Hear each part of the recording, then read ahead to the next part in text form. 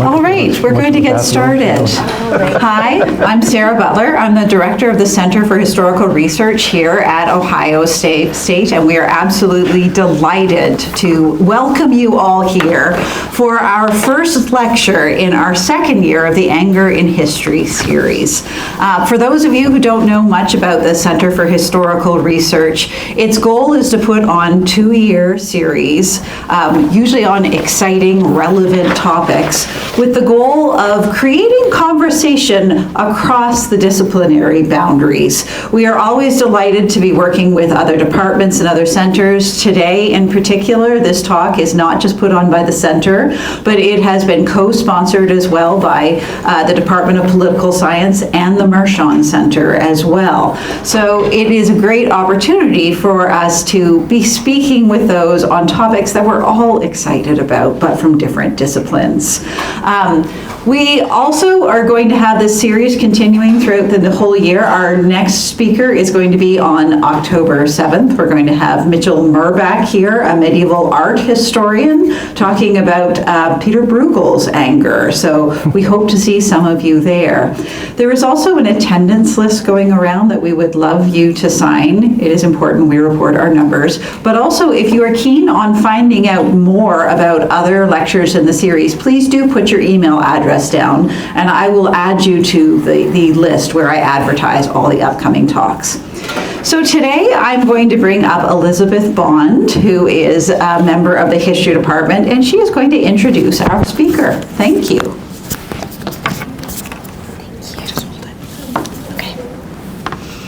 Hi, everyone. I'm so pleased to introduce Professor Robert Schneider, Professor of History at Indiana University.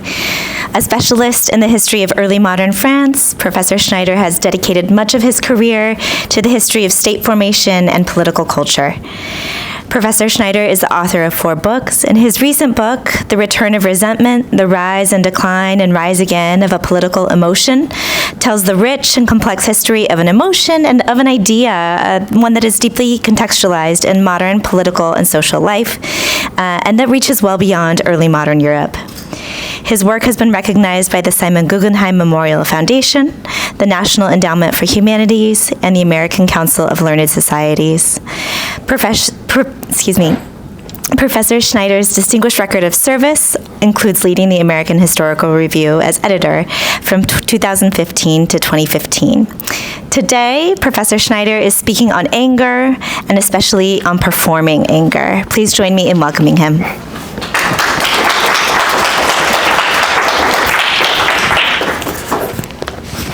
Thank you, Elizabeth. And let me just say how pleased I am to be here and to have an opportunity to talk about a subject which is, in a sense, new to me. I indeed did write a book on resentment, but one of the things I tried to distinguish was the difference between resentment and anger. Now you've gotten me to think about anger in different ways. And a lot of this is trial balloon and new stuff, but let's see how it goes. Before I begin, I'd just like to mention someone whom I miss. Who probably wouldn't have been here even if he were still alive because he retired a while ago. But he was a friend and a great French historian, that is Dale Van Clay. But I'm sure you all miss him, but I do too. He was a wonderful historian and a wonderful guy, really, and I know you appreciated him as a colleague. Okay. Anger, like love, is a many-splendored thing. The moral philosopher Owen Flanagan suggests a catalog of the many species of anger: rage, hatred, outrage, fury, indignation, irritation, frustration, resentment, prissiness, impatience, envy, jealousy, revenge, and vengeance. Whether we buy Flanagan's parsing of the varieties of anger, and I suspect we all could find reasons to quibble with his choices, both what he includes and excludes, I think we can agree that, as with virtually all emotions, precision is both necessary and problematic. Necessary because it's so easy to talk blithely about an emotion when we really don't know what we mean by it. Problematic because the very nature of emotions, unlike objects or social facts, is to resist sharp definitions and box-like categories. Having introduced these provisos for caution, however, I want to begin by violating my own qualifications and offer 2 models of anger. two ideal types that aim to describe not the experience of anger itself, but rather its expression. That is, the rhetoric of anger, how it can be strategically deployed, and moreover, how its different modes of deployment might accomplish different ends. These two models are not meant to cover the entire range of anger's expressiveness, for I can well imagine many ways anger is expressed which have nothing to do with them. But I hope to show that the two modes are particularly relevant and revealing, especially when anger is shared collectively and has, moreover, a political point.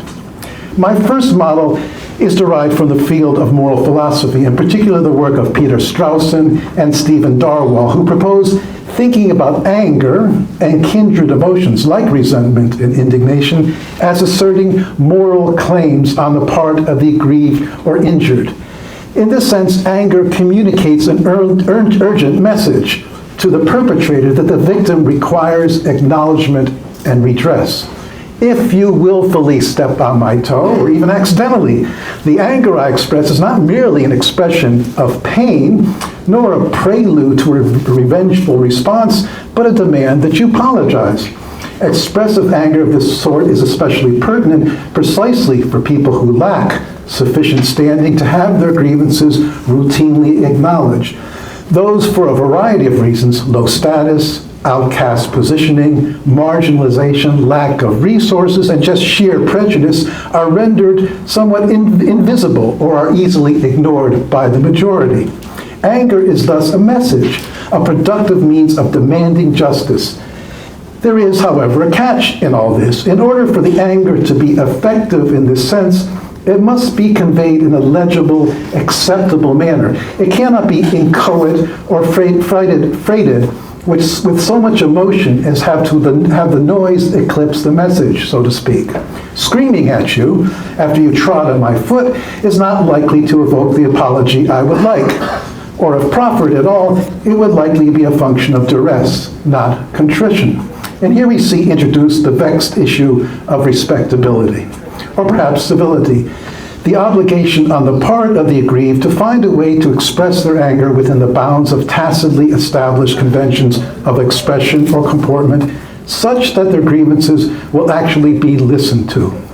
As I think you can see, this obviously raises concerns that additionally burden the legitimate, righteous claim for justice, often suggesting grounds for dismissing them altogether. More on this later. The second model is quite different in its emotional tenor and purpose. It exhibits and emphasizes the transgressive nature of anger.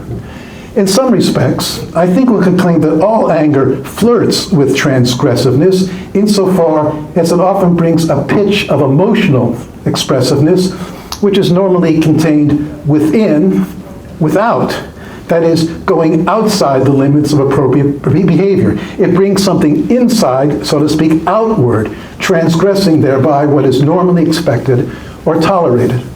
This is why, indeed, we speak of controlling one's anger, or anger management. Do other emotions require such limits? I'm not sure, but anger is certainly an emotion for which questions like degree, pitch, or volume are pertinent.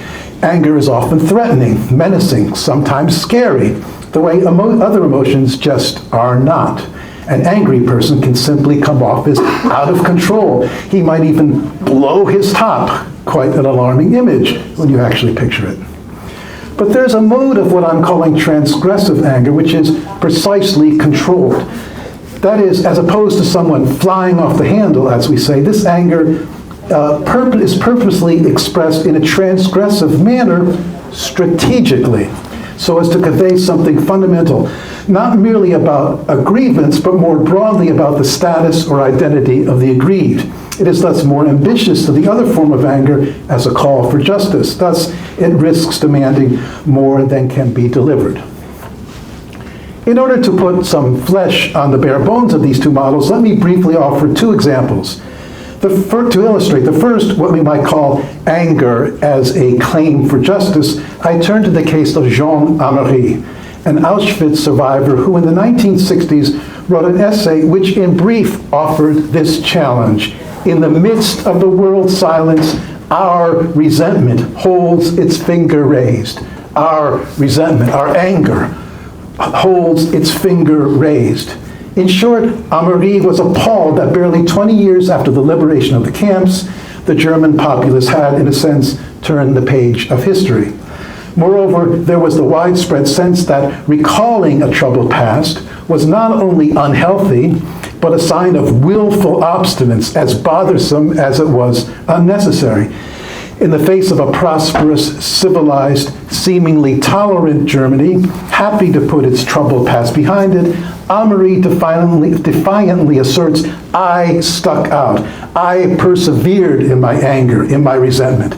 The crimes of the Shoah were receding from memory, but that is precisely what Amaury and his anger aimed to forestall. His anger, his resentment, was a claim that attention had to be paid. Interestingly, however, he managed to frame his angry claim in a way that endowed it with a righteousness, even artfulness, that made it not only difficult to ignore in its intent, but effective in its intent. His essay convincingly argued that reconciliation, a desire, an inert desire to forget, to succumb to the passage of time, to let the past be past, that these were not healthy, normal impulses, but the instincts of those who have become what he called de-individualized, enmeshed in a social mechanism, rendering them insensitive and indifferent to suffering and trauma, even their own. His anger does more than demand attention. It takes the moral high ground, a position, moreover, not of weakness, but of strength, despite the fact that it emanates from a person who suffered the depths of victimization. For the second model, that is transgressive anger, I offer a very different, indeed jarringly different example, which might strike you as rather odd, even wrong-headed in its juxtaposition. It is the January 6th siege on the US Capitol, a transgressive act in so many ways. To be sure, the rioters came with a purpose, to stop the steal, or at least so they claimed. To be sure, undoubtedly, many came, undoubtedly, just along for the wild ride, wherever it would take them. However, for purposeful and mindless mischief makers alike, what transpired became meaningful less for any premeditated consequences than for the experience itself. They carried out an unprecedented, dramatic, massive public act of transgression. They both physically and symbolically broke barriers, sullying norms and spaces, and demonstratively relished every moment, turning the riot into a celebration. The world turned upside down. It was as much a carnival as an invasion, a freak show, which combined the outlandish with the destructive. But it was also, I would argue, a reflection of Donald Trump himself, the ex-provocateur-in-chief, whose whole presidency was a series of transgressions, whose very mode of self-presentation said, I'm going to violate every standard, I can't do his accent, every precedent, every expectation for a president. But he would also add, I'm doing it for you. In Trump and his zealous acolytes, transgression is not a means but an end infused with grievance, resentment, and anger, which was less a call for purposeful action than a statement of who they are, who they were. We are a people who will break things, including the whole political and social order. Here I need to pause in order to head off some objections or confusions that my examples readily invite.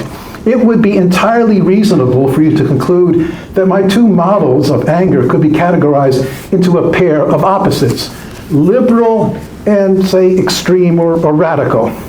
Amaury's resentment is measured and assumes a level of mutuality, which is the basis of a liberal society. The transgressive insurrectionists are profoundly uncivil in every respect, to say the least, and obviously rejected any attempt at accommodation or dialogue. So if my examples were taken as the prime or sole illustrations of my two models, they would seem to illustrate an obvious ideological and perhaps also temperamental alignment. They are not, however, the only examples, as the rest of my talk will attest. And at this point, I can only suggest, while perhaps valid, this objection strikes me as undercutting the advantage of looking at political life with emotions as a key ingredient. To conflate and align my two models of anger with two ideologies forestalls a more rounded understanding of what motivates people politically and what meaning or gratification they find in such engagement. Ideologies yield no such thing. I want to add one more caveat. As a historian, I am reluctant to work deductively. That is, as a rule, historians tend to start with sources and empirical data and build upward, cautiously, towards greater degrees of generalization. We rarely start with preconceived models, testing them against the material at hand. To be sure, this distinction rests on a rather naive understanding of thinking in general and scholarship in particular. We all bring to bear, consciously or unconsciously, ready-made notions and assumptions about how the world operates, what matters, as well as categories of analysis which, in some respects, determine what we see and what we don't see. Nevertheless, it seems to me that in the domain of emotions in particular, it is necessary to refine one's approach despite the obvious risks. For in dealing with emotions, that's what we're doing already. We're looking at emotions, or rather expressions of emotions, which themselves are categories of analysis. Simply naming an emotion is to assert something a priori. To refine our sense of an emotion like anger, to break it down into different kinds would then seem to be not only necessary, but helpful. So with these preliminaries out of the way, let me proceed with the presentation of my two models of anger as exemplified by several historical examples. The first is the case of Frederick Douglass, a truly iconic figure in the 19th century anti-slavery movement and a foundational figure in the longer course of the struggle for black equality and full rights in the United States. Douglass was, as David Blight's splendid biography has shown, one of the most consequential people of his time, an author, lecturer, activist, statesman who loomed large across the 19th century. And as a self-educated former slave with a transatlantic reputation, his life is a case of self-fashioning if ever there was one. We are fortunate not only to have Blight's biography based on the documents his long and busy life generated, but also his three autobiographies which narrate his life in slightly different ways at different vantage points in the trajectory of his life, with a degree of authorial self-awareness that forces us to read them with care as works of high rhetorical artistry. Indeed, he orchestrated his public persona with great rhetorical self-consciousness and finesse. We see this in the way he performed his anger. Douglass was single-minded in his determination to see slavery abolished in his lifetime. He was also, and with great justification, angry. And he frequently gave vent to his rage at no time more than when he returned from a triumphant visit to the British Isles where he had been roundly feted, returning to America with renewed confidence.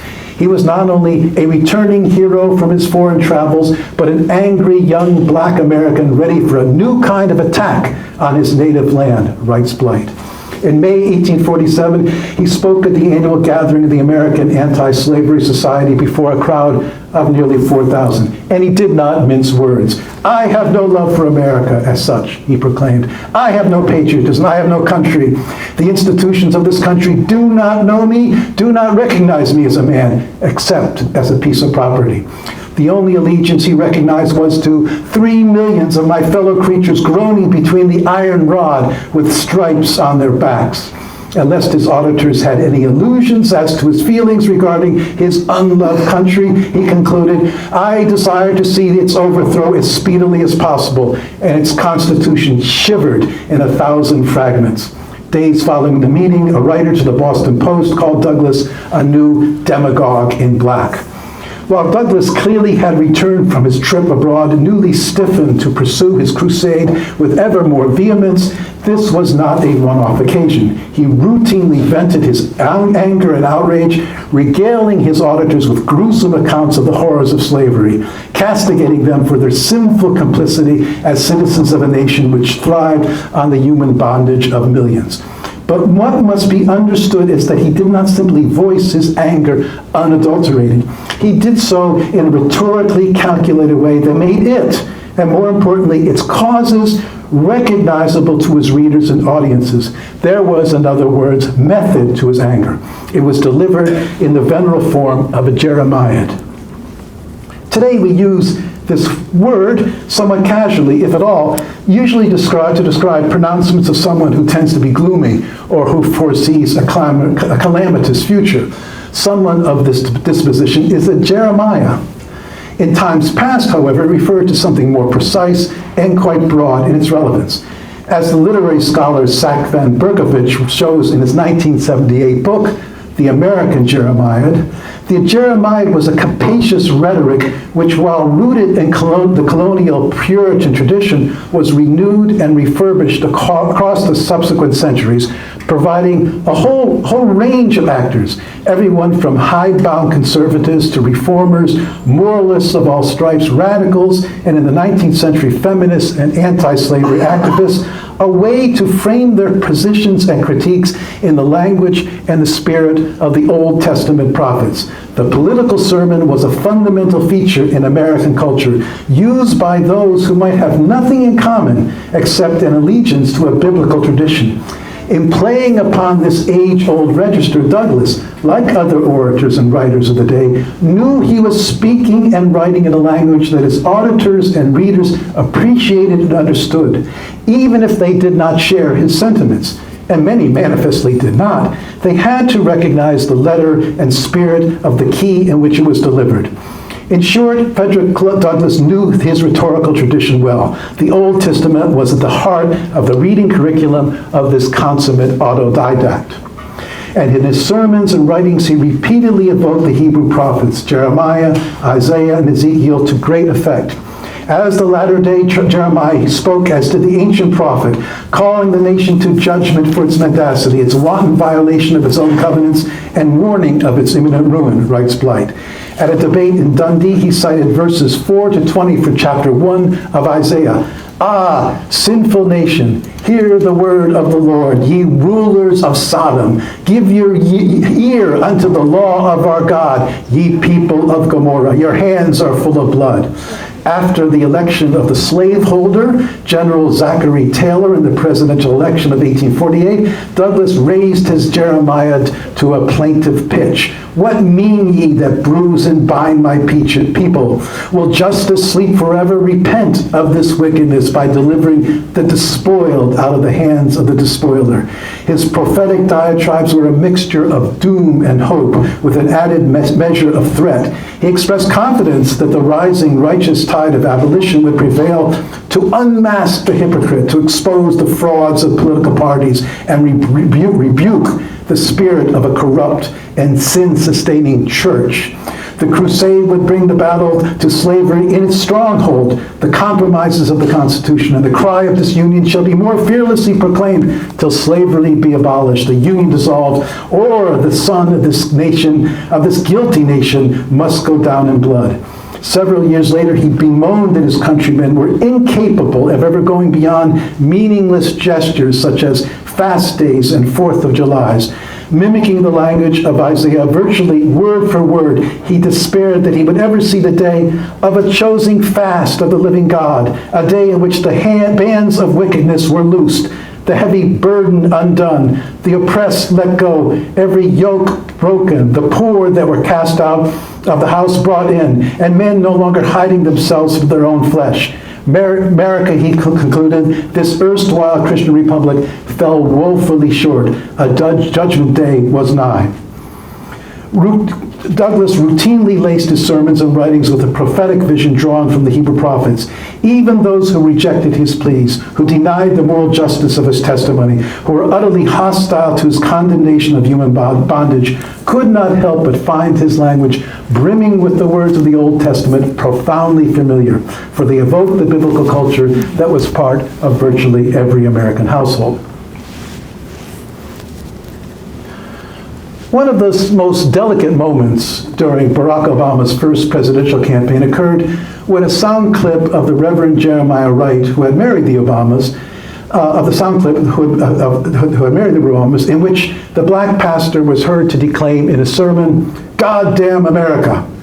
So threatening was this to a candidate who seemed really intent not to appear as an angry black man that Obama was immediately forced to repudiate the good Reverend. But let us recall that Frederick Douglass uttered something similar in 1847 when he declared, "I have no love for America. I have no patriotism. I have no country." The difference, I am suggesting, is that Douglass's diatribes were wrapped in the Jeremiad, thus palatable. Wright's declaration, at least as heard by white people or reported in the press, was nothing but a screed. It was transgressive. There are several ways we can understand what I'm calling transgressive anger, each with somewhat different implications and levels of complexity. The first is rather simple, and in that sense quite accessible and widespread. It's merely anger from those who, for reasons having to do with their race or gender, have historically experienced a tacit muzzling, so to speak, of their angry expressions. Thus, we have the pejorative naming, shaming really, of the mad woman, and especially the angry black man, and most alarmingly, the angry black woman.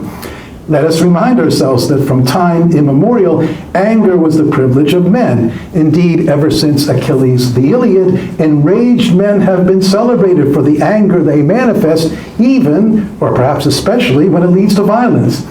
It has been quite otherwise for women and subject people. As one therapist has noted, the stigma of the angry black woman is so powerful that it can prompt patients to discount their own symptoms, repress their feelings, rendering them hopeless as well as prone to misdiagnosis. The trope of the angry black man has a long pedigree. In the 18th century, Ben Franklin warned of the unbridled rage of privateers composed of Negroes, mulattoes, and others, the vilest and most abandoned of mankind.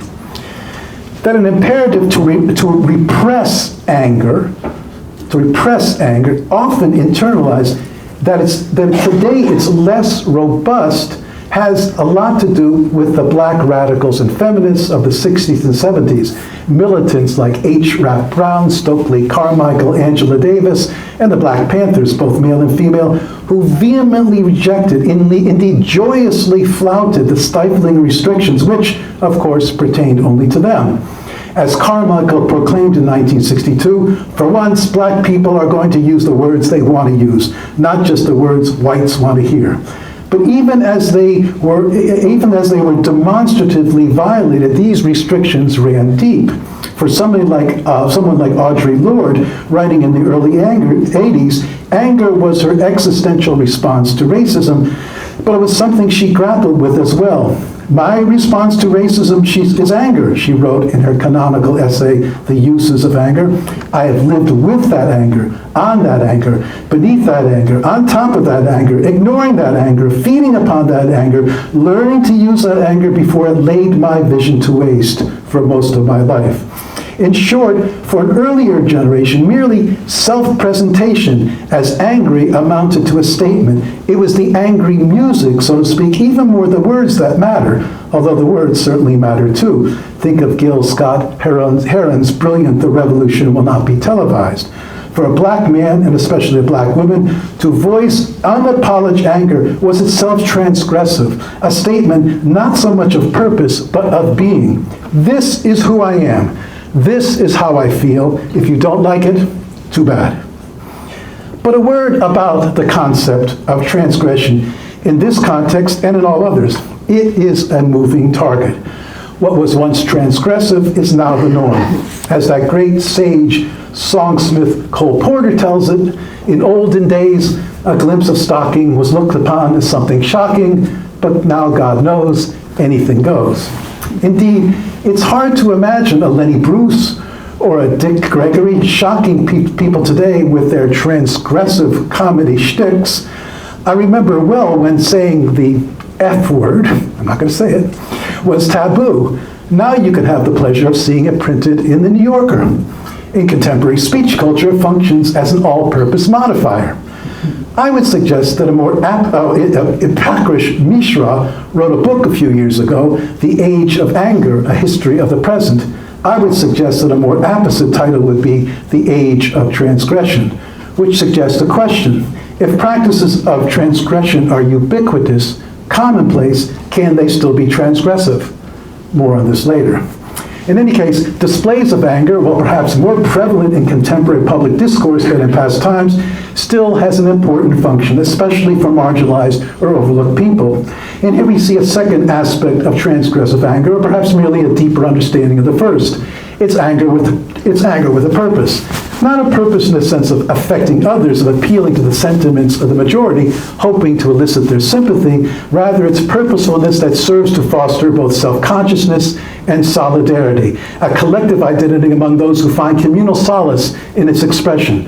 This sense of transgressive anger has many parents. In a sense, it was espoused by Frantz Fanon, who saw violence not only as a political weapon, but as a means of psychological liberation, as an act of catharsis to release black colonized people from the chains of otherness and inner bondage. Violence is a cleansing force, he famously writes in The Wretched of the Earth. It frees the native from his inferiority complex and from his despair and inaction. It makes him fearless and restores his self-respect. Transgressive anger has also been present in encounters of various truth and reconciliation commissions, where the aggrieved make a point, transgressively, of expressing their anger as a means of stalling, of stopping a rush to reconcile and forgive, insisting that first on an adequate acknowledgement of their grievance and pain. This is a strategic deployment of this transgressive anger, which also has the effect of creating something for the aggrieved. As the anthropologist David W. McIver has argued in his study of Canadian tribunals of reconciliation, one effect of anger in these commissions can be seen in the fostering of holding environments. Following the pioneering psychiatrist Donald Winnicott, he sees the creation of spaces, both real and virtual, in which people can share their pain and grievances, thus creating a sense of common relatedness. Reconciliation may be the ultimate rationale here, but it is a process rather than the goal of reconciliation that matters, and it is a process that cannot be rushed. Insistent expressions of anger ensure this. Something is created, but it does not immediately lead to the soothing elixir of reconciliation.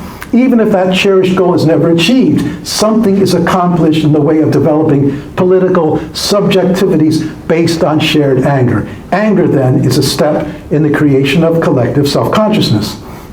A similar strategic understanding of transgressive anger has been articulated by feminist writers, black and non-black alike. The late Bell Hooks, for one, espouses an instrumental function of anger in fostering solidarity. Sharing rage connects those of us who are older and more experienced with younger black and non-black folks who are seeking ways to be self-actualized, self-determined, who are eager to participate in anti-racist struggles, she writes in her book, Killing Rage. The Argentine feminist philosopher Maria Cristina Lugones offers a rather sophisticated variation on the same theme. What she calls second-order anger is very much what I have named transgressive anger. But she emphasizes correctly, I think, the separatist effect of this rage, which by its very nature tends to be incomprehensible, unreadable, usually even off-putting to those of the dominant culture. But largely because of this, it holds a special appeal for those suffering marginalization or domination. It echoes across different worlds of sense, affecting people by the virtual experience of a common emotion that both separates but also binds. The exemplar of the third variation on transgressive anger is a figure you surely thought of when I first broached this subject, Malcolm X. Let me hasten to add this. I think Malcolm has been unfairly and inaccurately characterized, reduced to something of a caricature of the angry black militant consumed by hatred for the white race, the fiery revolutionary bent on burning it all down. Part of the blame for this lies with his early presentation in the media, especially the 1959 documentary on the Nation of Islam, provocatively titled The Hate That Hate Produced. But it's also because then and now he has tended to be conveniently served as a foil to the much preferred, in a way, Martin Luther King Jr. as the violent militant who was everything the nonviolent civil rights leader was not. I think most of us now appreciate that Malcolm was much more interesting and certainly more complex than this flattening caricature would lead us to believe. And among the traits that made him so compelling were his rhetorical skills. He was indeed angry and was hardly reticent in expressing it. And he was certainly a transgressive figure in this respect, among the first and the most prominent among black activists to unapologetically give voice to his anger. But he also cut his anger with humor, with a biting wit that did more than entertain, although it certainly did that. It allowed people, both black and white, to hear his anger, to have it convey to them something meaningful, without which it might have simply been off-putting or worse. He was a difficult figure really to dislike, and in this respect, he was very much like his friend Muhammad Ali, then known as Cassius Clay, for both self-presented as unabashedly angry, but with a wit and sarcasm that was as original as it was, for some at least, shocking. It is difficult for me to communicate Malcolm's impact from just quoting some lines, for it was his delivery, his cadence, his intonation, the way he looked, that did the trick as much as what he said. Some lines have become familiar. We didn't land on Plymouth Rock, the Rock landed on us. He rebranded the March on Washington the farce on Washington. And this is his comment on that famously celebrated march. He tricked you. Had you marching down to Washington? Yes. Had you marching back and forth between the feet of a dead man named Lincoln, the Lincoln Monument, and another dead man named George Washington, the George Washington Monument, singing, "We shall overcome." He made a chump out of you. He made a fool of you. He made you think you were going somewhere, and you end up going nowhere but between Lincoln and Washington. One might think that he referred to King, but that's not even clear. Just as his repeated use of you in all his speeches and talks, the second person pronoun created a sense of familiarity that served to bring his talk down to earth, to the street level, a deliberate contrast with the high-flying, biblically inflected rhetoric of a King or Abernathy, usually delivered from the pulpit. Like those two and many others of their generation of civil rights leaders, Malcolm X was a virtuoso communicator, but unlike them, but like those such as Dick Gregory, Eldridge Cleaver, Muhammad Ali, and others, his speech was a mixture of anger and wit, which rendered his transgressiveness palatable. I have presented two models of anger, or how anger can be expressed, which are very different. One is coded in a rhetorical model which allows for a level of communicability without which its message, its insistent claim for recognition and justice, might not be heard. The other, while transgressive, performs a profound function in promoting a marginalized group's sense of self-consciousness and solidarity at the expense, however, of alienating those who cannot abide or are merely threatened by its emotional pitch. But as different as these two models are, they are both deeply purposeful, and in that respect, they depart from our usual understanding of anger as characterized by a lack of control, as an emotion which, perhaps more than others, emerges unthinkingly, spontaneously, as an unrestrained passion. They are thus, in a sense, managed expressions of this emotion. This does not, I believe, take anything away from their authenticity. In any case, a rather vexed notion. Rather, it highlights their performative context on the political stage, where the anger is an expression of collective historical grievances. This is why, as should be obvious, that in dealing with emotions, we should be very careful to distinguish between interactions and relationships between individuals and public collective contexts. There is one person I have not mentioned in my talk who must be considered in this context as exempling another take on anger, and he can easily be considered as Douglass's most prominent and successful successor in the 20th century. He is, of course, Martin Luther King Jr. But when it comes to anger, some have concluded that this emotion was simply not part of his mode of self-presentation, or if it was muted to the point of being utterly transformed. The moral philosopher Martha Nussbaum, for one, claims that King espoused what she calls revolutionary non-anger, for he was committed to harnessing the patent anger and resentment of his followers and channeling these fraught emotions into productive action.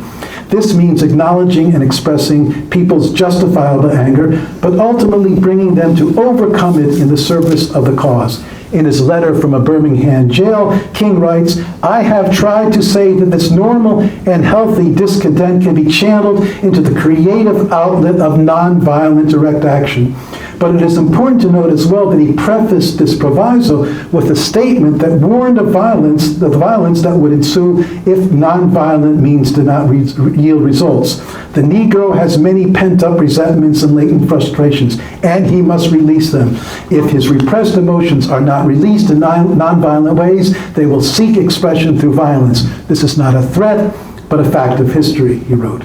He notes the strike-back mentality as an impulse that must be avoided, and not simply for tactical reasons. Indeed, his conception of nonviolence characterizes it as a purifying set of practices, instilling discipline in protesters, but also instructing them to separate the deed from the doer, criticizing and repudiating the bad deed, but not imputing unalterable evil to people. In a 1959 speech, he distinguished between anger, which prompted people to resist with effective, firm measures any efforts to impede progress, with a confused, anger-motivated drive to strike back violently, to inflict damage. It is punitive, not radical or constructive.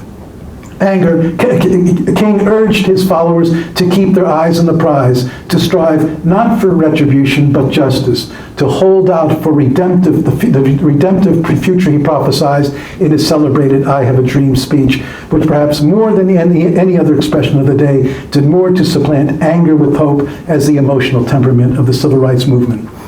In her book, Anger and Forgiveness, Nussbaum uses the example of King, along with Gandhi and Nelson Mandela, to fashion her own variation on this ideal. She calls it transition anger, a way of responding to, but getting beyond anger in favor of a productive mode of engaging with a threatening and contentious world. Transition anger registers something that has already happened, but turns to the future for remedy. In her various writings, and especially when she deals with anger, Nussbaum shows herself to be steeped in the Roman Stoic tradition, which typically both distrusts and largely abhors the passions as wayward forces taking us away from a measured approach to the vicissitudes and challenges of living. For Nussbaum, her transition anger follows a Stoic understanding, especially insofar as it strives not to burden the personality. It does not risk what often comes with raw anger: obsession, self-destructive tendencies, an inability to see beyond your anger, an unhealthy desire for revenge, and the like. As Claudia Rankine writes in her poem Citizens, feel good, feel better, move forward, let it go. And in recent years, there has emerged a movement in the media and general culture espousing black joy, a means of resisting the dead end of victimhood and anger, but also an instrumental mode of survival and resistance. Even Nussbaum concedes that overcoming or transitioning by or through anger may not be possible for everyone or in all situations. As the editors of a recent collection of essays on anger surmise, maybe anger is not a bug of human life, but a feature, an emotion that, for all its troubling qualities, is an essential part of being a moral agent and in an imperfect world. Or, as the philosopher Agnes Callard provocatively asserts, we can't be good in a bad world. I am not a philosopher, not a moral philosopher, only a historian. So I have no basis for engaging with these kinds of claims that address questions as to how we, as citizens, should feel and behave towards our fellows. As an historian of the present, at least here, I can only interrogate what I see in the light of the past. My conclusions, thus, are modest and twofold. First, there is a methodological observation, rather commonplace, but crucial in thinking about emotion, but especially anger, and especially in a political context. We are never dealing with anger as such, whatever that really is. It may be, as Seneca and others believe, all anger is mixed up with mind or even cognition. But we don't have to buy into his understanding to appreciate that it is this expression of anger which confronts us. And following on this, there is an element of performance in expressing anger.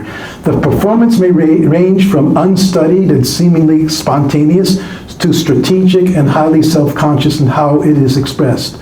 But to whatever degree and manner, it is performance nevertheless.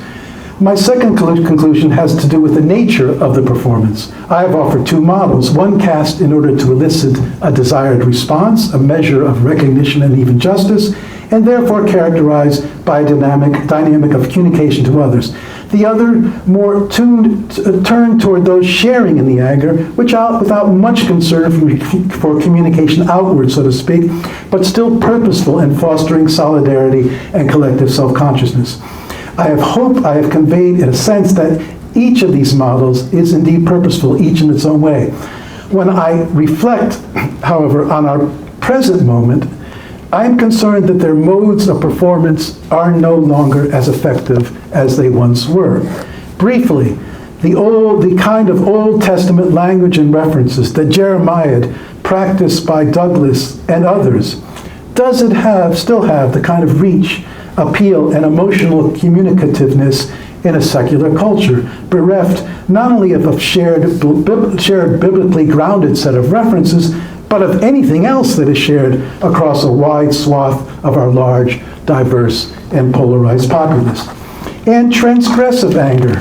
What effectiveness does it portend when, as I've already suggested, gestures aiming to transgress are performed by virtually everyone, so much so that meaningful, impactful transgressiveness hardly exists? Again, I have my doubts. Whether I'm correct in my doubts, it seems to me that in this day and age, seemingly so dense with anger, finding effective, meaningful ways to express it is more incumbent on us than ever before. Now, I was planning to end my talk there, as many of you no doubt were hoping. But then I thought otherwise.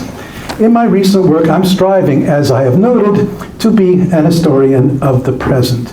And thus I realized I'd forgotten several recent events which suggest another model of anger to add to the two I have just presented. These are two terribly disturbing events, including, importantly, their emotional aftermaths.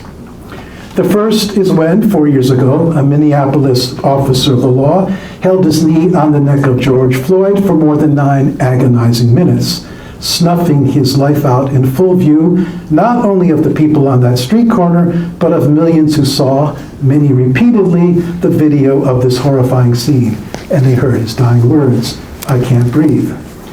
More than perhaps any recent images, this scene evoked a level of anger and indignation which prompted not only sustained protests, but a level of racial reckoning that we haven't seen in this country in many years. Whatever the ultimate results of this reckoning, the nature of its impact, it cannot be denied that it was prompted by the circulation of images, moving images, facilitated by social media, which itself proved to be more effective, perhaps unprecedented, in bringing people around the world up close to this human tragedy. Not for a moment to downplay the nature of this tragedy, it is the relationship between the video and the emotions of anger, outrage, and indignation I want to emphasize. Here the emotions were evoked by the currency of an image which, to those both sympathetic and not, was impossible to ignore. It rendered the anger not only justifiable given the wanton cruelty of the scene, but also thereby legible to millions. To be sure, many were ultimately turned off, so to speak, by the occasional violence of the protesters, but I don't think this negated the communicative effectiveness of the anger. The other scene is even more recent and much more vexed in its implications and aftermath. It is the massacre of over 1,000 Israelis on October 7th last year, images and videos of which, displaying a level of gruesomeness rarely seen, have been widely viewed by Israelis, though not here. The horror of the massacres themselves was compounded by their visual representation, evoking an entirely natural and justifiable outpouring of anger and outrage.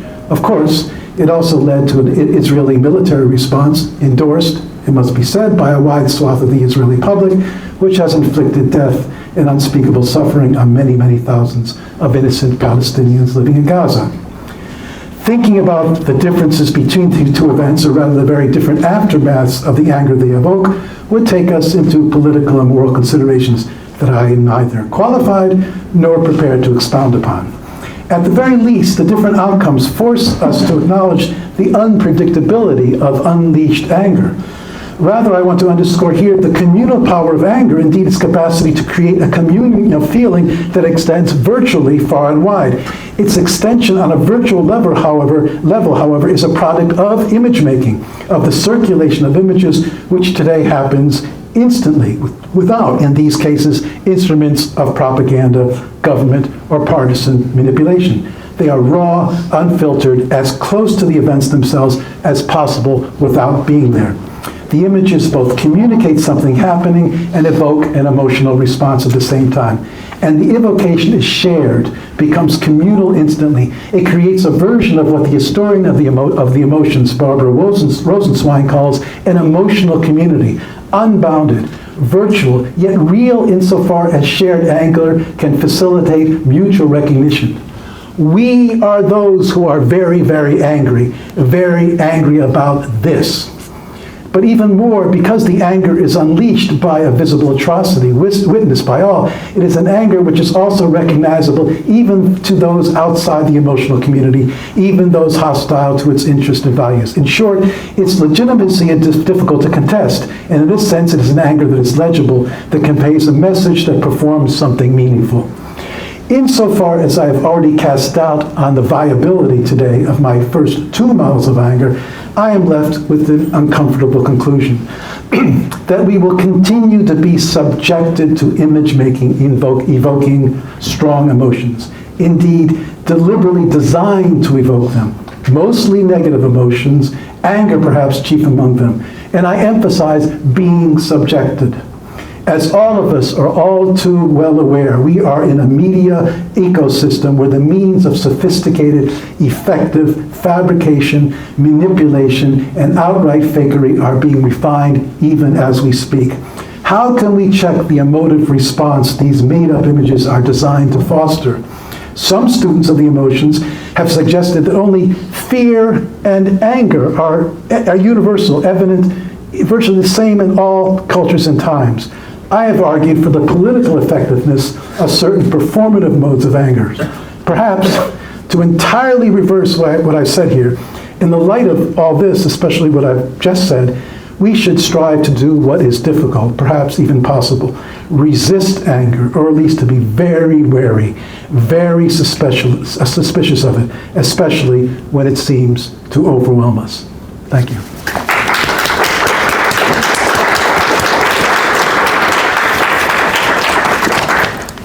Thank you so very much. We have plenty of time for questions. The only thing I'm going to ask, if you have a question, yes, I'm going to give you this tiny little microphone. It will not amplify your voice. It will capture it for the video that we are making. So yes, it feels silly. You're still going to have to speak up to be heard by the whole room. Who would like to ask a question?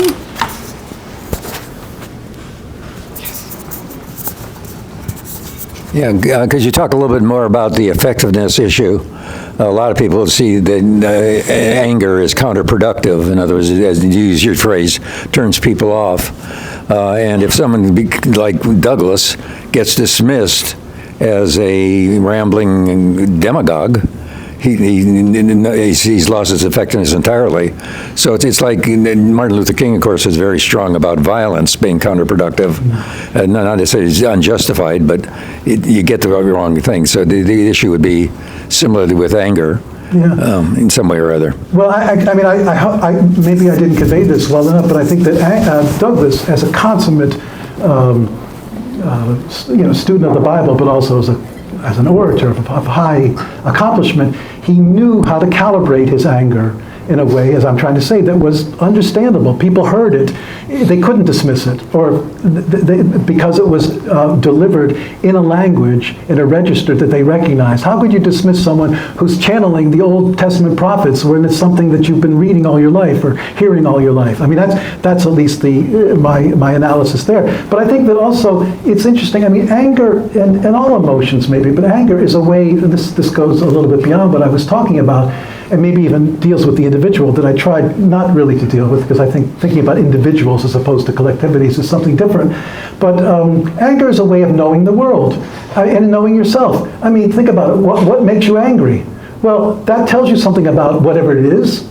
It also tells you about something about yourself. Not everyone gets angry at, I'll give you an example. My wife and I went to Europe for the first time since before COVID. We were actually tourists the way we almost never are. We went to London, Amsterdam, and Paris, and The Hague. And one of the things that I sort of noticed in the way that I'm living in Philadelphia last year also, is the ubiquitousness, the omnipresence of graffiti. And I'm getting older, I guess. I sort of got angry at this graffiti everywhere. You see it especially when you take trains, because I found myself getting angry. Well, all right, not everyone gets angry at graffiti. Some people love it. It told me something about that it was a way of registering to me what was this defacement, it seems to me, of a public space. But it told me something about myself as well. I'm now reacting to something that perhaps I didn't react before. So that emotion, in that sense, was purposeful. Now, it didn't accomplish anything, but that's not the only definition of purposefulness. There's the Kantian... Yeah, but that's what I'm asking about. Does it work? Well, it can work in creating solidarity, I think. But I think what one does with that solidarity, it can be edifying, and it can be also terribly destructive. But I think that's still the purpose. It can still be purposeful in that respect. It can tell. It's a way of perceiving the world, I think, anger. And anger, again, and I didn't talk about this, but those people who study emotions, emotion is never just feeling. It's also cognition. We process our emotions, or what we think of as emotions is something processed through our cognition. It's a way of knowing ourselves and knowing the world. I'm going to be a little bit obnoxious for a moment and take speaker's prerogative or whatever, because it follows completely up on what you've just said. When you were talking about transgressive anger, you mentioned a world turned upside down. Okay, you've got a pre-modernist here. I was immediately thinking the English Civil War, because it seems to me that during the English Civil War, we have all these various groups of oppressed people in society who are rising up, presenting extremely eloquent and reasonable explanations for why they should have rights that are all based on the Bible. And yet they're all described as, you're trying to create a world turned upside down. What I would say, they were doing the Frederick Douglass anger performance. It's all labeled as transgressive. So how thin is that line between them? The world upside down, it was, that's an old trope that's from the period. And of course, Christopher Hill used it in his wonderful article and work on it, as to describe a kind of carnivalesque view that you say that the low will be high and the high will be low. That what was private will now be public. That is, the fields that are enclosed will now be open. So that, in that sense, the world, the enclosures will be knocked down, the diggers and the levelers and the like. That's why I see the world turned upside down. It doesn't mean that it's not biblically inflected, because actually what the Bible itself, if you read the Sermon on the Mount, in a sense, is a kind of the world turned upside down. Jesus says that the least among you shall be with me, or whatever, or find their way in heaven. The meek shall inherit the earth. That, in a sense, is the world upside down, because in this world, the meek are not inheriting the earth, they are trodden down. So, in a sense, the biblical language can be seen as fitting into this inversion of the world, of the world as it's hierarchically structured. But the January 6 people fit into that? Because they're a bunch of white men who already are on top of the world. Well, they don't think they are. They don't think they're. Their sense of grievances.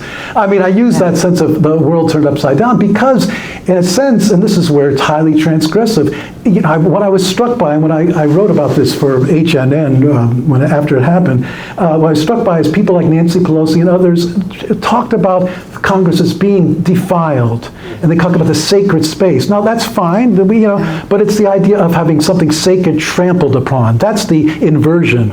It's like, in church festivals, there was the Festival of the Innocents, where instead of wafers, it would be sausages that were distributed, that the Mass would be read upside down, the kind of inversion that was part of popular culture, taking the Christian liturgy and the Christian ritual and turning it upside down. Here, and that was sort of licit. Here, it was something that was trammeled, that was violated, and a kind of inversion. Somebody defecated in the hall of, apparently, and the guy on Nancy Pelosi's desk, with his feet up, that kind of thing. Okay, over here. Yes, thank you.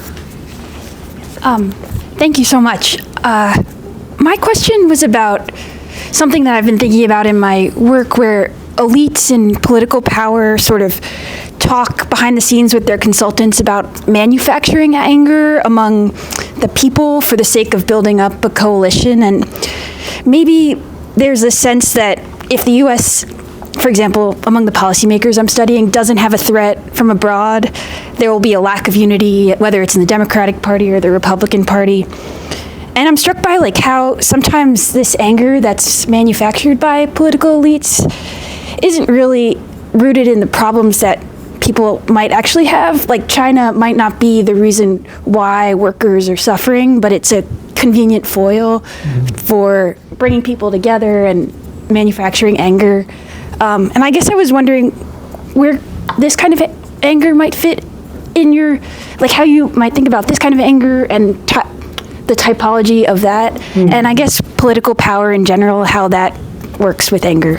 Yeah, of course, that's a very good question, because it really touches upon something that is quite sort of common when we think about politics, that is creating solidarity by creating a common enemy from without. And that's done in small scale communities. I mean, the studies of witchcraft, you identify somebody who's marginal in order to create a kind of solidarity of us versus them, or us versus her, or whatever. And of course, it's done on the level of nations, insofar as the enemy is somebody. It's the communists in Vietnam, as opposed to which deflects people's anger from the state of our schools or our streets or our inequality and the like. So I think that's a rather transparent use of anger politically, which of course is very, very effective. How it fits in the typology, good question. I suppose I could shoehorn it into one of them, but I think it is a way of it's both purposeful insofar as it's political, but I think it's very important in creating a collective sense of self. I mean, the best way to create a sense of collective identity is by a threat. We got to band together despite our differences, because something greater threatens us. People from outer space coming to invade us. The whole trope in science fiction, all the nations of the world get together kind of thing. I mean, it's as old as science fiction, it's as old as history itself. So I think that's purposeful. But it's also, of course, it's manipulated. And it's interesting. I know there's a book that I haven't read, but it was cited in something, and it was from the 80s, and it's how in the Cultural Revolution, collective anger was manipulated in a culture, and this may be play upon Orientalist or Asianist sort of tropes, in a culture which was averse to the display of public anger. The assumption was the Chinese, and I don't know if this is correct, maybe had more inhibitions about displaying public anger, but in Mao's China, or during the Cultural Revolution, doing that was something that was deliberately manipulated. So it was the question, how they did it in a culture where there's already some resistance. I don't think in America we'd have much resistance, but so that raises the obstacles against. I think it's easy for us to say that, oh yes, people can be manipulated to be angry. I think it's probably more complicated than that. You have to be somewhat astute, and people have to. First of all, people have to believe they're not being manipulated. How do you get them to do that? I mean, so it's levels of manipulation and suggestion and the like.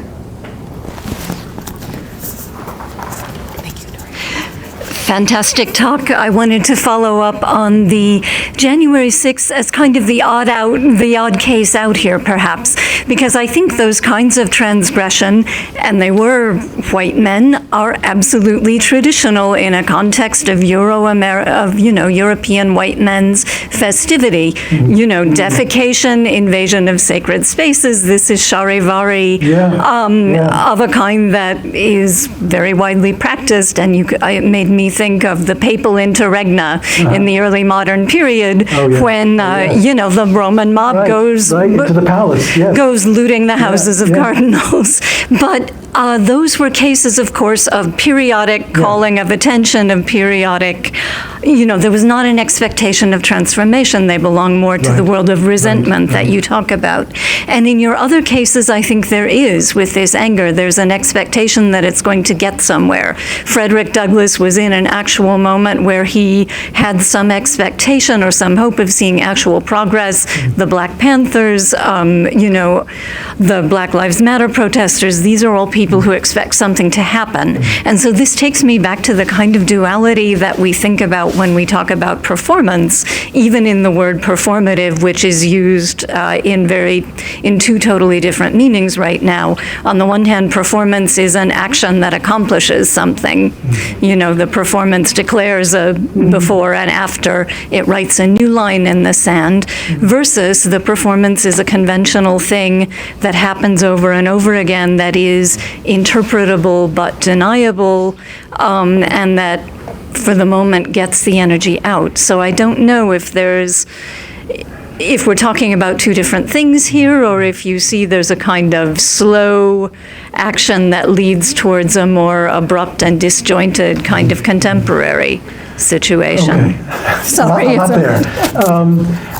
First of all, the world turned upside down, you're right. I mean, it is often ephemeral and circumscribed by the moment, and indeed, as people have argued, it's really rather conventional in what its ultimate goal is. It turns the world upside down, but that very turning upside down preserves the hierarchy, only it's upside down. And then after that, it's Victor Turner, of course, wrote it's a rite of passage that takes you back to the conventional. You have a liminal moment, which then becomes the conventional, but you've let off steam, or you've experienced something that is liminal and liberatory in that respect, but it doesn't challenge the status quo. I would say that truly, nevertheless, I would say they're transgressive. Their meaning and their outcome is ephemeral and maybe in that respect inconsequential, but I think there are other forms of transgressiveness which clearly are consequential. I didn't argue that, I didn't say necessarily that transgressive anger, and here let me correct you. I mean, I might have been my exposition might have been confusing, but I thought that Frederick Douglass was not transgressive. No. Because he was operating within an already established rhetoric and tradition, and so I try to use him as a model of another form of anger. And again, these are not hermetically sealed models. These are suggestive ways of thinking about different types. As for transgressive anger certainly can be consequential in terms of getting things done, but I would say their minimal purposefulness is in creating a sense of here I am, here we are. It's a sort of it's existential kind of thing. We are people who are angry. And I think it's all mixed up too with identity and even identity politics. And I think it came upon the scene when we saw maybe a movement from more interest-based politics to more identity-based politics, say in the hinge of the 60s and the 70s, where there was less concern maybe about policy and actual politics, and rather about this is who I am, this is who we are. And you should recognize this, but if you don't, who cares? Now it doesn't mean it can't be consequential. People, certainly Black Lives Matter has been, and Panthers, but the Panthers too. I mean, I'm an older generation in New Haven. I had very much face-to-face relationships with Black Panthers, interestingly, and one of the things that really struck me, of many things, is that they were highly ritualized and highly performative. I mean, in a really theatrical way. The way they marched, the way they dressed, the way they had a discipline. It was very performative. And shocking in that respect. But I think it was very close to who they were.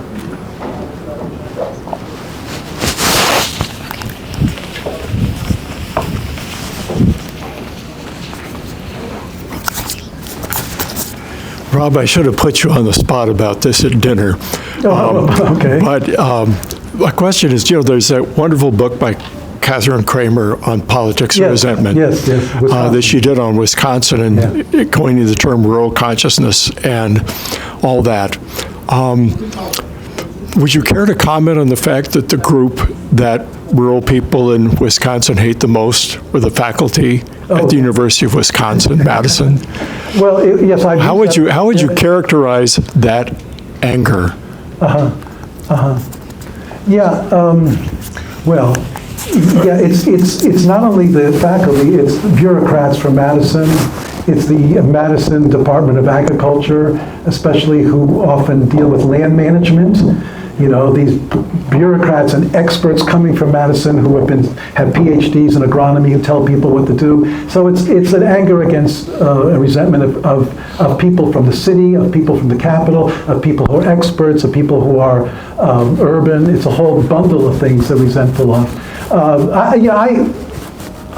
This is where I get to my other book. I think that is more deeply resentment as opposed to anger. And I know these are not crystally clear and distinct. Emotions are not like that, but I think there's something about resentment which festers, which often has to do with a misdirected enemy, which has to do with a long-standing sort of grievances about who we are and who they are. And I think that's what's operative here. I think it's a very good book, I think, because it's really based upon her interviews. And she takes these people very seriously, as does Arlie Hochschild in the book Strangers in Their Own Land, which deals with people living in Louisiana who are members of the Tea Party. It's a marvelous book, and both of them are similar. So what we're dealing with there, yes, it's anger, but it's a kind of resentment and it's a kind of righteousness too, which is not different from what I'm talking about here. So how does it fit in? Well, certainly it's people presumably, and I think, sit around and complain.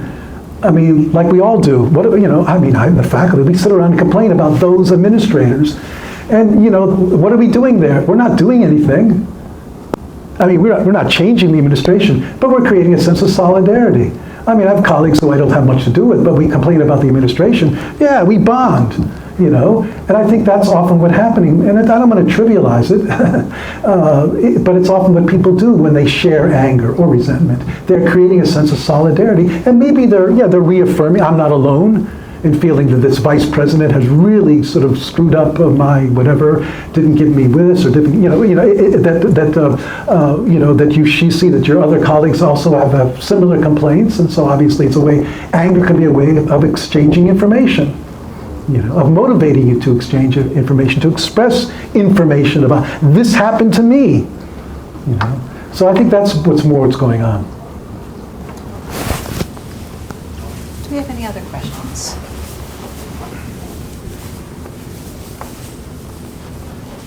Great. Well, on that thought then, would you please put your hands together and join me to say thank you to our wonderful speakers.